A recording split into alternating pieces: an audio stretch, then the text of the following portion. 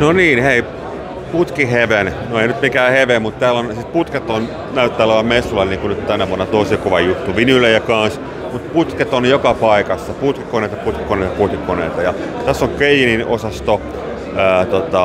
Niin kuin näkyy, niin on kyllä komeen näköistä. Nämä on niin kuin visuaalisesti niin hienoja laitettavaa kuin voi olla. Tämmöistä Glucksmann tyyliä itse asiassa vähän sen joltain osin nuo logot ja muut. Tässä on niin kuin todella makeen näköinen laite. Siinä on integroitu vahvistiin erillisellä virtalähteellä.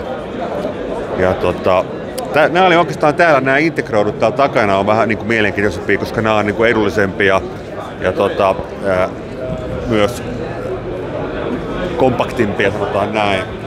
Tämä on minusta todella, tämä on Yacht-sarjaa, jossa löytyy eri tehosia.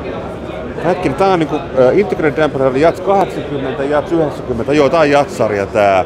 Näissä tehot kasvaa, koko kasvaa pikkasen, tosi makeat tehomittarit noissa niinku näkyy. Ja täällä on myös jotain säätöjä näille putkille, että pystyy säätämään biakset, että ne pystyy tunnettaa vähän sitä soundia sitten haluamallaan tavalla. Mulla ei oikeasti hinnoista mitään tietoa, eikä niitä näykää missään. Näitä löytyy kuulokevahvistimia myös täällä ja tämmöistä mediasoittimia. Tuossa näkyy kuuloke vahvistin ja siihen erillinen virtalähde. Aika namuvehkeitä.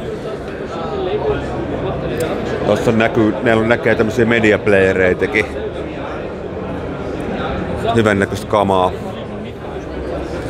Mutta näitä löytyy. Tää on ihan loputon suo tää messu oikeastaan. Mä just kollegan kanssa juttelin, että kaikissa tehtäisiin niinku, on tosi paljon mielenkiintoista. Jos kaikissa tehtäisiin niinku joku esittely, niin tuosta tulisi varmaan niinku viikon show kaiken kaikkiaan. Pyritään valikoimaan, että jotain mielenkiintoista aina ja semmoisia tuttujakin merkkejä otetaan, mutta matka jatkuu.